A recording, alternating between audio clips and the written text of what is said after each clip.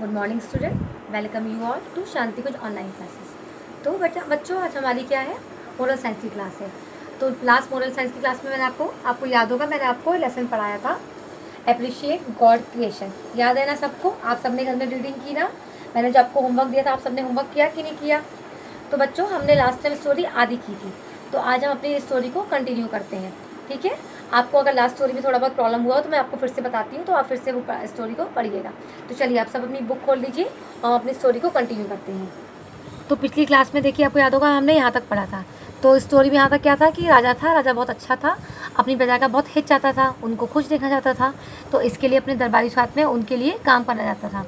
तो एक दिन जब राजा शिकार पे गया तो अपने जो फलों के जो पेड़ थे उनकी झुंड के पास रुक गया, तो सब वहाँ रुक गया। तो राजा के साथ दरबारी भी थे, वो पूछने लगे, राजा जी क्या हो गया, आप यहाँ पे क्यों रुक गए हैं, अचानक ऐसी क्या बात हो गई? तो यहाँ तक हम लोग ये पढ़ चुके हैं। अब देखिए नेक्स्ट लाइन से आप आ जाइए यहाँ पर। The king replied, look at those fruit trees. तो राजा ने जवाब दिया कि तुम उधर जो फलों के पेड़ हैं उधर देखो।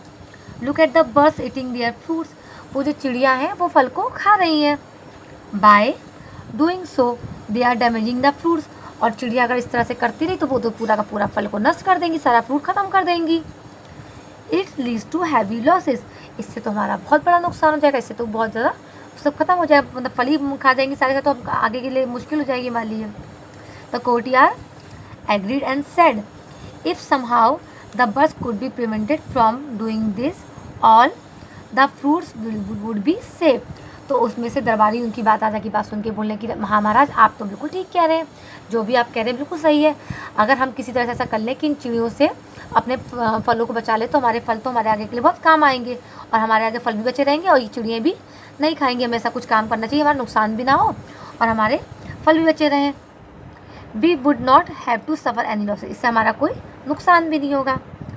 Eight this the king replied, I have an idea.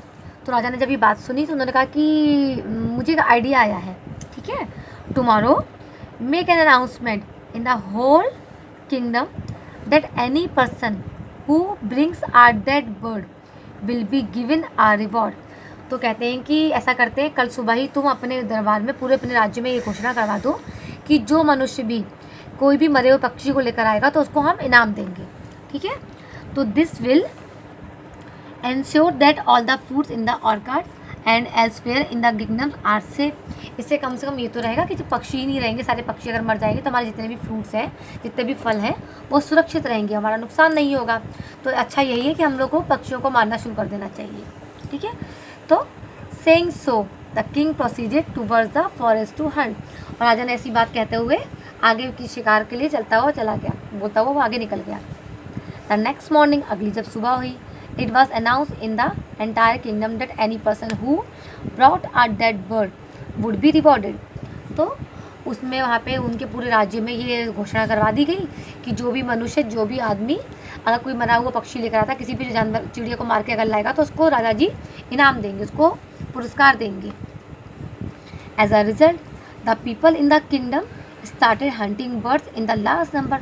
अब जब लोगों ने सुना कि अरे ऐसा करने पे तो हमको इनाम मिलेगा, तो लोगों ने क्या किया, बहुत ज़्यादा लोगों ने पक्षियों को मारना शुरू कर दिया, चिड़ियों को मारना शुरू कर दिया, बहुत सारी चिड़िया मरने लगी। Soon there were no birds left in the kingdom. फिर क्या हुआ आखिर में कि पूरे राज्य में कोई भी चिड़िया रह ही नहीं गई, सारी चिड़िया क्या हो गई, मर गई। However the fruits on the trees in the kingdom were not entirely safe. लेकिन इसके बावजूद भी कि जब सब चिड़िया मर गई, उसके बावजूद भी सारे के जो हमारे फल थे वो भी सुरक्षित नहीं थे, वो सारे के सारे सही नहीं थे। In the absence of birds the number of insects started to increase. जब चिड़िया मर गई तो क्या हुआ, उनसे जो कीड़े होते हैं, जो फलों में कीड़े लग जाते हैं, उनकी संख्या बढ़ गई, क्योंकि चिड़िया हमारी पता क्या करती हैं, चिड़िया हमारी इन फलों में जो कीड़े लगते हैं उनको खा जाती हैं, इससे हमारे फल सुरक्षित रहते हैं। तो चिड़िया फलों को खाती नहीं है, उनको नष्ट नहीं करती है, बल्कि उनका बचाव करती है, उनकी वजह से उनकी रक्षा होती है। This was reported to the king by the courtiers. तो यही बात राजा को समझाई गई, उसके दरबारी ने उसको समझाया कि राजा जी आपने ऐसा करके गलत किया, अगर हम चिड़ियों को मार देंगे तो हमारे तो फल फिर भी असुरक्षित रहेंगे, उन्हें सारे सारे जो हमारे कीड़े वगैरह वो ख़त्म कर देंगे। The king realize that birds are an essential part of nature. तो राजा को एहसास हुआ कि चिड़िया जो है इस प्रकृति में उनका बहुत बड़ा हाथ है, उनका अपना एक स्थान है, तो उनका रहना बहुत ज़रूरी है। They eat many insects which harm fruits. तो चिड़िया जो है वो बहुत सारे कीड़ों को खाती हैं जो कि सब फलों को नुकसान पहुँचाते हैं। He realize that the everything which God has created has a purpose. तो उनको ये बात का एहसास होता है कि भगवान ने जो भी कुछ बनाया है, चाहे वो कीड़े बनाए हो, चाहे वो चिड़िया बनाई हो, चाहे वो जानवर बनाए हो, चाहे वो नदी बनाया, चाहे कुछ भी बनाया हो, उन सबका कोई ना कोई अर्थ है, यानी वो किसी ना किसी काम के लिए बनाए गए हैं, वो जो किसी ज़रूरी काम की वजह से ही इस दुनिया में है। Killing birds is not a solution for saving fruits. तो जानवर चिड़ियों को मारना फलों की रक्षा करने का कोई अच्छा तरीका नहीं है, ये कोई अच्छा सोल्यूशन नहीं है।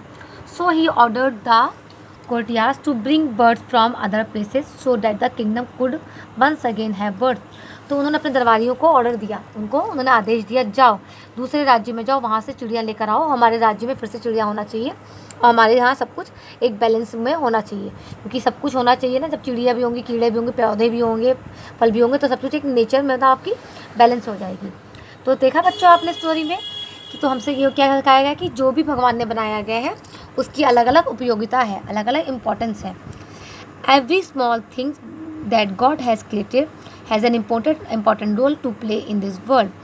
It helps to maintain a proper balance in nature.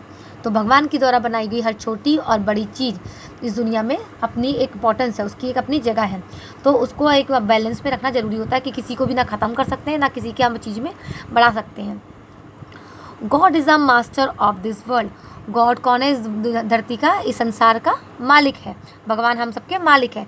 तो भगवान ने जो भी आज तक किया है वो हम सबके भले के लिए किया है, तो इसीलिए हमें भगवान द्वारा बनाई गई किसी भी चीज़ को कभी भी नष्ट नहीं करना चाहिए। ठीक, ओके, बाय।